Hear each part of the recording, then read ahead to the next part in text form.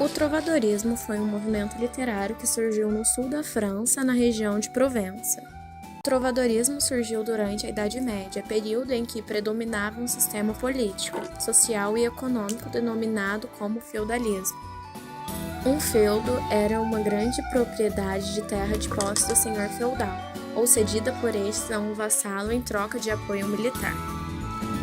No feudo havia o castelo e as terras eram cultivadas pelos servos que, em troca de proteção, trabalham arduamente e pagavam diversos impostos e taxas. Não havia mobilidade social. No período medieval, a Igreja Católica era muito representativa. O teocentrismo, Deus no centro do mundo, caracterizou o período. Além disso, é importante lembrar que foi na Idade Média que ocorreram as Cruzadas.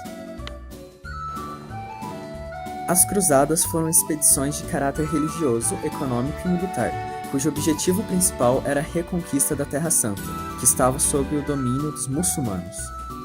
É nesse contexto histórico, portanto, que o trovadorismo chega a Portugal.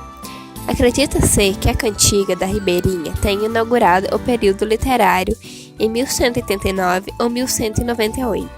Os poemas da época recebem o nome de cantiga, canção ou cantar, pois eram cantadas com acompanhamento musical de flauta ou alaúde, por exemplo. Os autores das cantigas eram os trovadores, e de maneira geral eram homens nobres. Houve até mesmo alguns reis trovadores, como Diniz. As cantigas geralmente eram interpretadas pelos jograis, artistas de origem popular. O idioma da época era o galego-português, e as cantigas se dividiam em dois gêneros: o lírico, com as cantigas de amor e de amigo, e o satírico, com as cantigas de escárnio e maldizer. Nas cantigas líricas, geralmente havia sofrimento despertado por amores impossíveis. Cantigas de amor. Nessas cantigas, a voz lírica era masculina e ela se dirigia a uma mulher, tratada como minha senhor.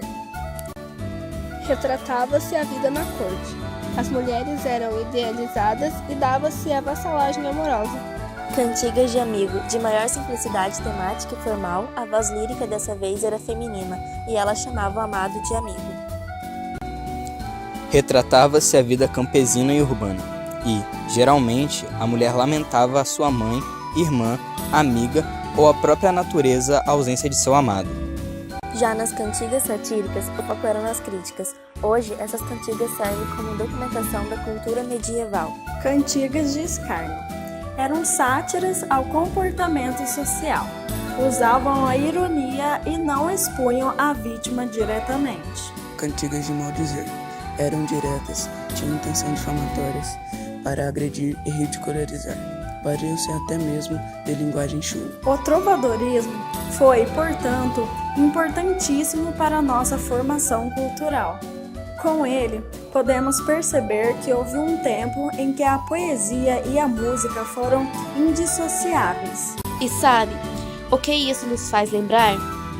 Que em 2016, o Nobel de Literatura, maior prêmio literário concedido atualmente, foi para Bob Dylan, famoso cantor e compositor norte-americano. O trovadorismo terminou mesmo em 1418, ou seria Bob Dylan um trovador do século XXI?